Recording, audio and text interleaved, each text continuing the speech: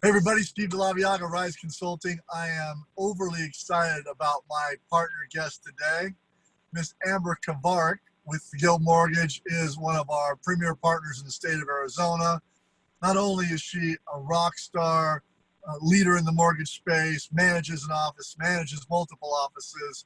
She's a beautiful bride, a mother of beautiful girls, and she's done what most people try to do, which is have it all. And she's been amazing. And all through that, she's a super, super cool, talented, sweet person. I love working with you. Miss Amber, how are you? Good to have you. I'm really good. Thank you for that introduction. That was amazing. I'm just going to follow you around and introduce you as you go through your life. Just no problem. Okay, that works. Listen, it's always funny, Amber, because, none of us, when we turned 18, graduated from high school, went to your folks and said, Mom, Dad, I know what I want to do. I want to be in mortgage. Like, there's no pathway for that, right? So talk to me a little about how you got into this space. What was the pathway for you? Yeah, I mean, gosh, I feel so blessed to have landed in this industry. I got into it right out of college. I graduated in December of '02 and got hired by Centex Home Equity, who was mostly just inbound phone sales that I was doing. But the huge benefit of that was that they trained me for like 3 weeks on how to do mortgages. I had never had a mortgage or didn't even really know what it was at the time, but there's not a lot of training typically in the mortgage business, so they got me trained up. I was only there for a couple months when I realized this is not the path I want to take in the business, and then I got connected pretty quickly with a mentor, and he kind of taught me the ropes of building realtor relationships and communication platforms, and I just kind of ran it with it from there. And I feel so lucky because I feel like this business fits me like a glove. I love that there's no ceiling. I can be as successful as I want to be. I get to work with people. I get to, coach a team and loan officers to be the best versions of themselves. So it's really fun. You know what I love about it? I can hear and feel your passion and your enthusiasm for the business coming through, right? So let's walk this a little bit. You graduate in college, you take basically a call center job, right? Mm-hmm. And then you get kind of thrown into the mortgage piece kind of because that was one of their clients? Yep. Okay, so how long were you there? I was there 4 months. Okay, 4 months. And then from there, did you go straight to Guild or was there a process to that?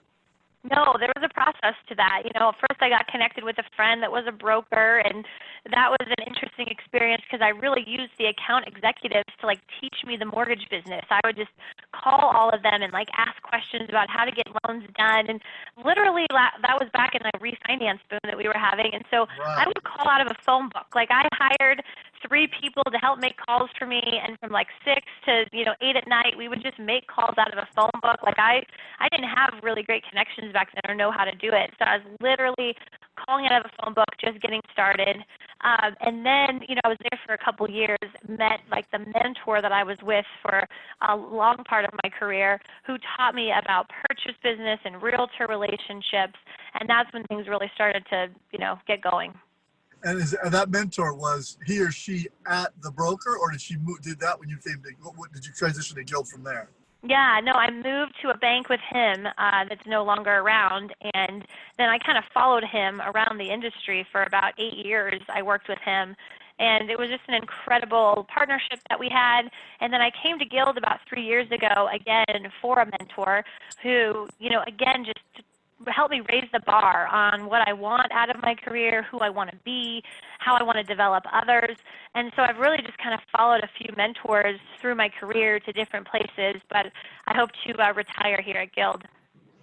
So I love this. You're in the refi boom. You basically convert your own boiler room calling center, calling the yellow pages, white pages, getting people. Now we go through the total fall off the cliff of '08. What did you have to do in '08? Because by then now you're like, oh shoot, now there's no refi basically. So what was your transformation after doing the boiler room calling refi into now what was '08, which had to be purchase only and mostly? That was difficult as well. Yeah, and luckily I had transitioned and met that mentor a couple of years before, so I had started building realtor relationships, and I had those partners of mine, and so I got through '08 very well, actually. I mean, there were still people that were buying homes, and we were very purchase focused. And when I met my mentor a couple years before that, he had really taught me about purchase first. And so that's when it was ingrained in me, and I just fell in love with the purchase market, right? Having a sense of urgency, getting people into a home, all of that was super rewarding. Well, and one of the things I love about you, and I think this is rare in mortgage, it was rare in title too, you understand there are lots of people that can do a loan. Lots of people can get a loan closed. You do that, and then you add value to the business of your referral partner realtors. You learn the add value piece. I'm assuming that was your mentor that kind of taught that piece to you. If you add value to their business, then you can absolutely do their loans and be a partner. Is that how it worked? Yeah, I think that closing on time and having, good customer service and all of that is a must-have. But the value piece is where you differentiate yourself, right? You got to pour into your partners and help them to be as successful as they want to be, and that's when you create that true tribe of, realtors around you that you can just get in there and, have these long-standing relationships. I mean, I have one realtor that I started working with 14 years ago. He went to my wedding and everything, and I still work with him, and he's still one of my, most favorite people. And that's what I want out of my business, is to have those kinds of relationships. Well, that's really how you are. All right, so now you went through that. You had two mentors. Both of them helped elevate your game. Go back a little bit to your upbringing, maybe high school or sport or college. What prepared you? What skill set that you didn't know at the time, but now that you're in it, prepared you to be great at mortgage that you went through growing up or in high school and college, a skill that you learned really by accident that helped prepare you for this? Yeah, I feel like it's almost just in my DNA. I'm a very high D. I'm a driver. I am always I was the straight A student. I'm a perfectionist. I just wanted everything to be done at the best level that I could do it. There's definitely some, drawbacks to being like that as well, but it really helped propel me because I was there was nothing that was going to knock me down, right? I was committed and I will always persevere. I have a lot of grit. And so it didn't matter if it was '08 or what it was. I knew that I was going to succeed, and I just had made that decision. And so I think that it's just partly me. And then I grew up, my dad was a salesperson. He worked for Hewlett Packard my, whole upbringing. And I just was in awe as a little kid of him being a salesperson and going to the office and being a professional. I just wanted that for myself. I didn't know where I would do sales.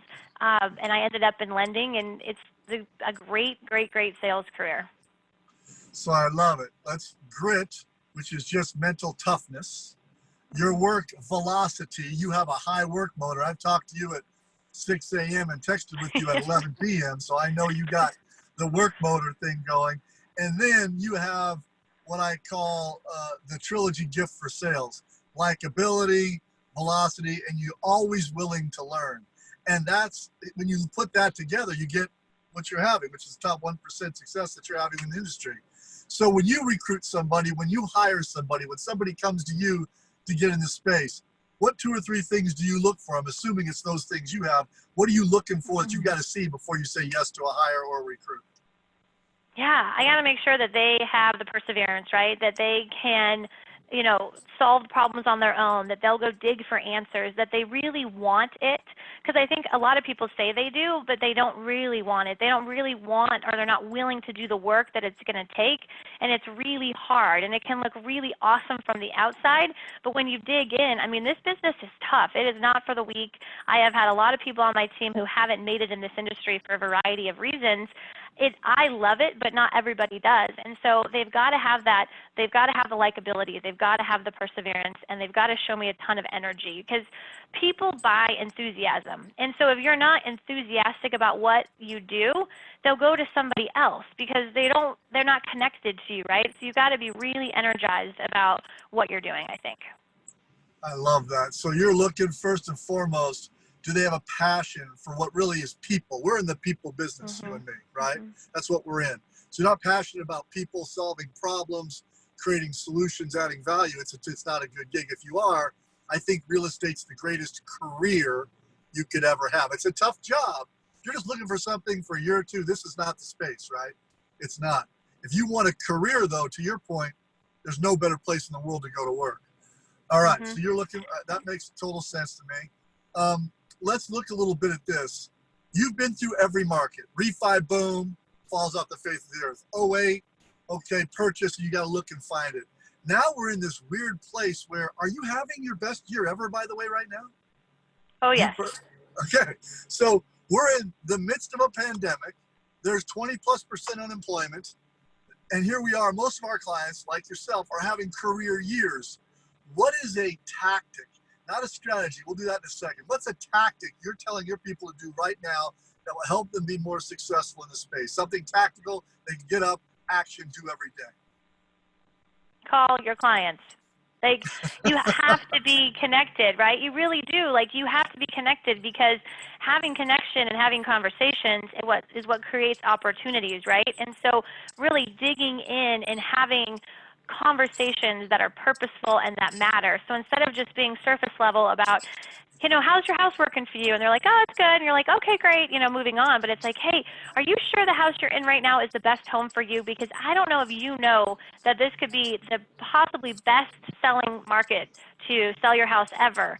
And to take that equity that you have generated to move into your next dream home with the lowest interest rates ever on record, that's a true possibility that maybe we should look into. What do you think? Having like really good conversations with clients, I think, is a tactic that you need to have. And that is the one that most people are the most scared of. They don't want to make the calls, but the calls are what build the relationships and help create opportunities.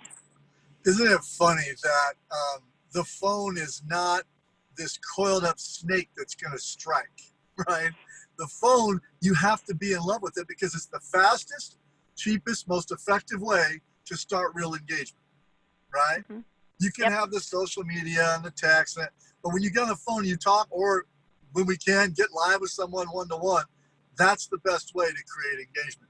And your script you just had there, so you're asking your LOs, is there a certain number of calls they have to make tactically a day to have that conversation? Certain number of realtors they have to reach out to? How do you, or is it more like in totality based on where they're at in their business?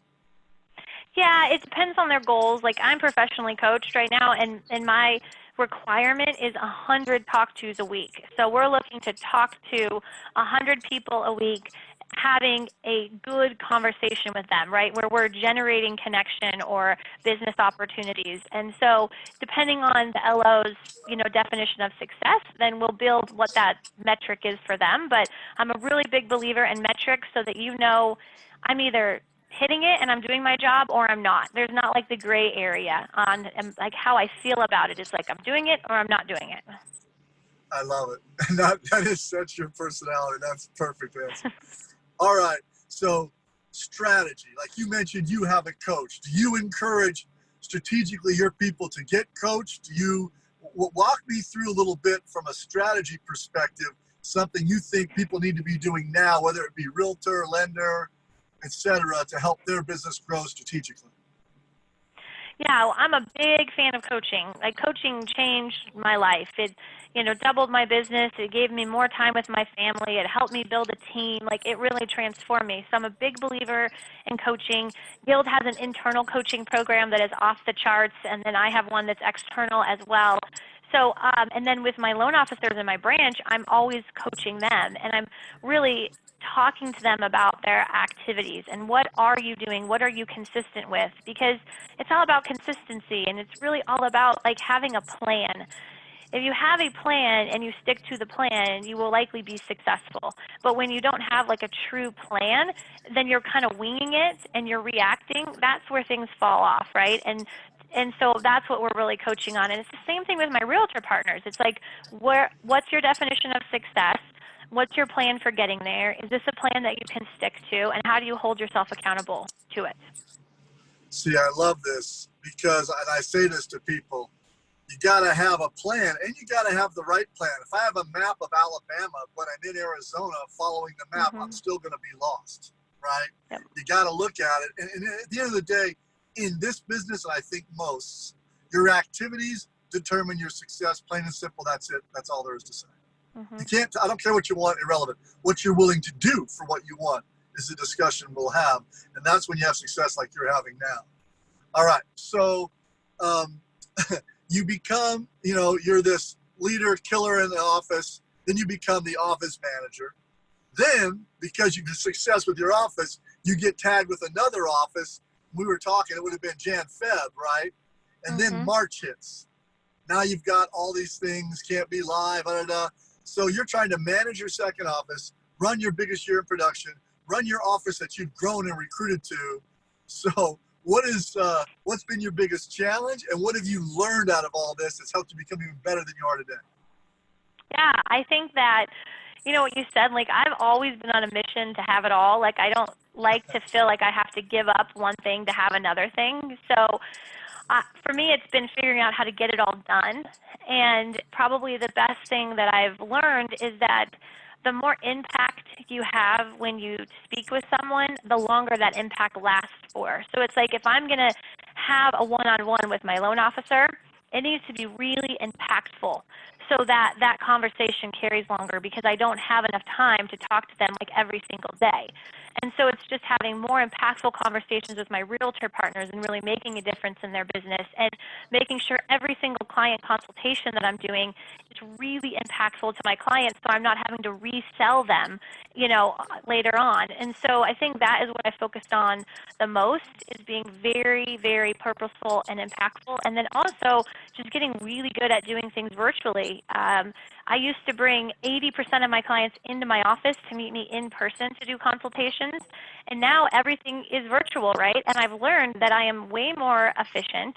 It's way more effective without having people drive all over our valley to come see me. They like it better. The kids don't have to get drug into the office, all of that. And so even when we're out of all of this, I will probably continue to do the 80% of my consultations virtually and just save that small percentage of 20% that really want to come in, because I've learned it's better. You know what I love about you?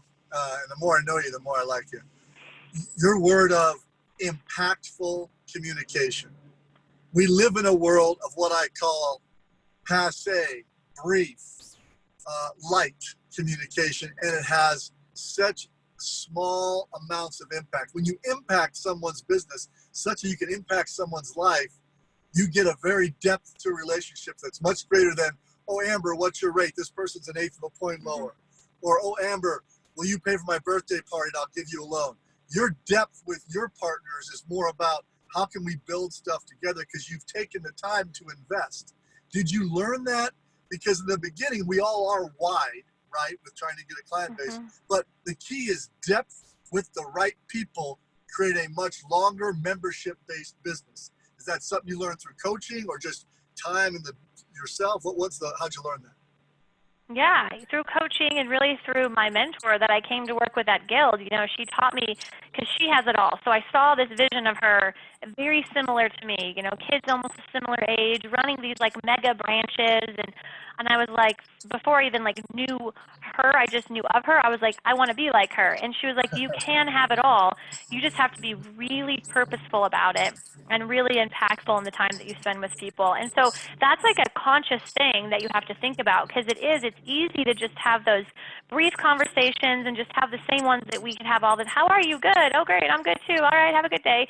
You know, or you could be like, hey, I'm getting a weird energy from you. How are you? I feel like something's wrong. Like, tell me, you know, like really being purposeful about it. Well, you are what I call, you live very consciously, which I respect. You're not, trying to get in and out. If you set time aside, you do it. And I also like I think this is important, especially to get where you are. You've learned the art of the gentle no. You will say no to things that and you do it nice and sweetly, but you also just say, I don't have the ability to do that at this time the right way. And I think learning to say no is important too. Would you agree? I think it's huge. Like, I coach people on that, right? It's okay to say no, because anytime that you say yes to something, you're saying no to something else, right? Maybe you just don't think about it like that. And so you have to be really, really, really protective of your time, because it's the one commodity that we can't get any more of, right? And I think that's how successful people become more successful, is they use their time wiser. Think about it, right? We're not all equally talented. We're not all equally intelligent. The only thing we all have the same amount of is time, and how you use it determines generally your success. All right, so you've learned to be impactful. That's how you've been able to lead. You done this great job with your family. I see the same way, conscious there. Go back to the 22-year-old Amber in that call center. What would be some advice you would give her now that would help her get to where she got to even faster, knowing what you know now? I think that I would be bolder and like more authentic, right? So I can tend to have this like perfectionist mentality where I'm just always trying to like do the right thing and be really like kind to people and follow the the plan and what people are telling me to do and stuff. And I think that the longer you're in it and the more successful you get, it's because you were bolder. You said what needed to be said. You asked for the business. You were your authentic self so people could connect with you. And I think that I wish I would have like come out of that shell a little bit more earlier. And I think I would have developed more relationships, stronger relationships earlier in my career. That is such great advice. And it's funny, huh? Because we're young, we doubt ourselves a little, right? That little instinct voice, we talk ourselves out of it. And as we get older, we listen to that instinct voice way more, right? Yep. And you can feel the energy with people where you know this is going to be a good fit or no, it's not. I say this in our business. My brother's always teasing me because I say no to a lot of inquiry, and I always say the same thing. Is to make that work, the amount of time, effort, resource is such that I'm not willing to do that for what I think will not be a great ROI, right? Whereas when you have good partners like yourself, you can pour into that, and I know you're pouring back, and that's how we're able to generate a win across the board that we're doing. Okay, so I always think this is something that real estate has to figure out. We don't have a great pathway, Amber, to get to where all of us fail our way forward into this thing we're in now, winning, right? What would be, from your mind, if you were queen of the real estate world for a year, what would be the ideal pathway for someone to take in order to come into mortgage or real estate and be successful that you've seen? Is it like call center? Is it like, I've had people say, oh, they need to do retail for a year, need to do call center for a year, need to do, go to the Army for a year. I've had all different kinds. What do you think would be a good 1 to 3 year segue, almost like getting a degree to be ready for this role?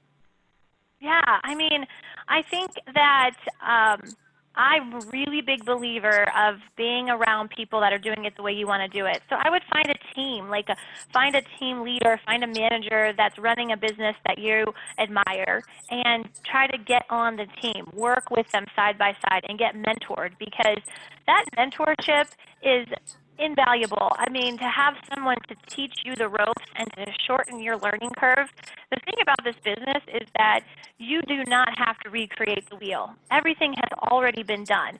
You just need to figure out where you fit into that, what excites you, what fits with your personality, and then just swipe and adapt it and go with it. I think too many people try to recreate the wheel and they're making it harder on themselves than it needs to be. So I say find someone who's doing what you want to be doing, how you want to be doing it, and mentor with them.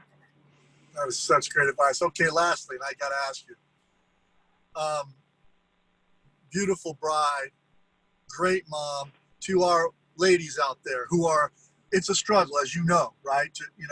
So what is a mom and or wife hack you can give us? Hey, here's something I learned to do. I always say in my world, I learned to be happy, not right, which meant when I wanted to have an opinion about the toothpaste we buy, I just shut up and I don't say anything. Where we go to dinner, totally my wife's call, that kind of thing. Because I see my friends try to argue, have an opinion on each thing, which creates challenges. What's a good wife and mom hack you can give our ladies out there that would help them move towards what you're saying, which is having it all? Yeah. I don't remember where I read this a long time ago, but the real estate industry, mortgage, real estate can be really stressful, right? I mean, there are days when it's hard and I'd rather be a barista at Starbucks, right? But then I get up the next day energized to get back at it. But it says that if you come home and your family feels that energy, especially your children, like if you come home stressed out and angry and tired, your kids will resent you going to work. But if you come home and you are happy and you are engaged and you are excited to see them, they won't resent it, right? And then it's easier. So that is purposeful in me every day. Like I drive home usually in silence if I'm not on the phone, just kind of decompressing from the day. And then I walk in and it's like a fresh new day because now I'm home with my family and I'm excited to see my kids no matter what went on throughout that day. So that's one of the things with my kids. And I think too, it's that being impactful thing as well. Like I'm not on my phone at night. I already don't get to spend enough time with them. I want more of it. So what I want to make sure I do is when I do get home, the phone goes away and I have, 2 hours of time with them, because I know how I feel when like my husband's on his phone and I'm with him. I'm like, what? Should I just not be here? And our kids could feel the same way. So I really am conscious of put the phone away. This is my time with them. And then, same thing with my husband. He is running his own business. So we both are going, 80 miles an hour. And I think that what I've been really working on is being interested in what he's interested in as well. So having that time to connect, to be interested in what he's got going on and not just be continuing to run 80 miles an hour in my own head, but having that time to slow down. So good. I have a rule and I advise it to all of my high Ds like ourselves. When I am 10 minutes from home, I put the phone in the glove box, take the Bluetooth off, and put on, for me, Neil Diamond, listen to a little Hot August Night, relax. Yeah. So when I get home, I'm not on the phone doing the Heisman when my wife or my dog or my kids come up, because they remember that. When you walk in, they don't care about the day you had. They only care about the next 2 hours, 3 hours for them. And you're right. You need to decompress, because if you come home having an argument or yelling with a client or a client yelling at you, hang up in the garage and walk in, you're not mentally, emotionally ready to give to them what you need to, right? Yep. So, and by the way, you and I, we don't do open heart surgery. We're not doing aneurysm operations. No one's going to die in the next 2 hours. So you know what? It's okay. Let the phone be. It'll be there when you get done. Go take care of your family. What great, like I said, the more I get to know you, I'm around you, the more I like you. Thank you for being not just a great partner, but thank you for being a great role model and leader for the real estate industry and the mortgage, Amber. All your success is so well earned, and we're so proud to be in business with you. Thank you so much. Thank you.